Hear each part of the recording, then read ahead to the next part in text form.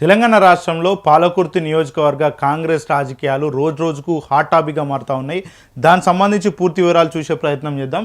ఇక్కడ చూడొచ్చు, ఏదైతే కోడలు సీటుకు అత్తేశారు, పాలకుర్తిలో యశస్విని రెడ్డిపై ఝాన్సీ రెడ్డి ఆధిపత్యం. అల్లుడి కోసం మంత్రి పొంగులేటి, కొడుకు కోసం ఎంపీ వేం నరేందర్ రెడ్డి, వచ్చే ఎన్నికల కోసం ఇప్పటి నుంచే ఏర్పాట్లంటూ కూడా మనం చూడొచ్చు. ఉమ్మడి వరంగల్ జిల్లాలోని పాలకుర్తి అసెంబ్లీ నియోజకవర్గంలో కాంగ్రెస్లో ఆధిపత్య పోరు కొనసాగుతున్నది.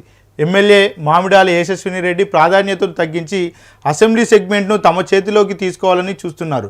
ఇక ఎమ్మెల్యే యశస్విని రెడ్డి అత్త హనుమండ్ల ఝాన్సీ రెడ్డి ఇదే ప్రయత్నంలో ఉండగా, తాజాగా ఇదే స్థానం కోసం మంత్రి పొంగులేటి శ్రీనివాసరెడ్డి, వేం నరేందర్ రెడ్డి గ్రూప్ రాజకీయాలు మొదలుపెట్టారు.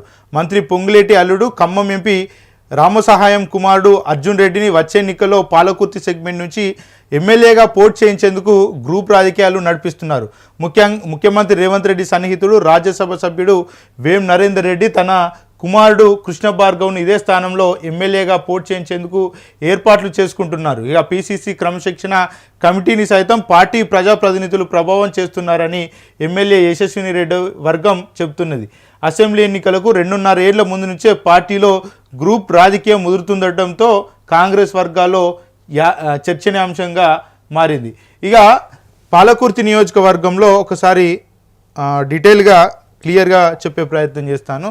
పాలకుర్తి నియోజకవర్గంలో మొదట ఏదైతే హనుమండ్ల ఝాన్సీ రెడ్డి, ఈమె ఎన్ఆర్ఐ, వీళ్ళంతా కూడా అమెరికాలో సెటిల్ అయి ఉన్నారు. ఈమె పాలకుర్తి నియోజకవర్గంలో కాంగ్రెస్ పార్టీ నుంచి బరిలో దిగుదామని చాలా వరకు కూడా ఆశలు పెట్టుకున్నది. కానీ చివరి నిమిషంలో టెక్నికల్ ఇష్యూల వల్ల ఆమె బరిలో నిలవలేకపోయింది. సో పాలకుర్తి నియోజకవర్గాన్ని ఎట్లయినా కూడా హస్తగతం చేసుకోవాలి.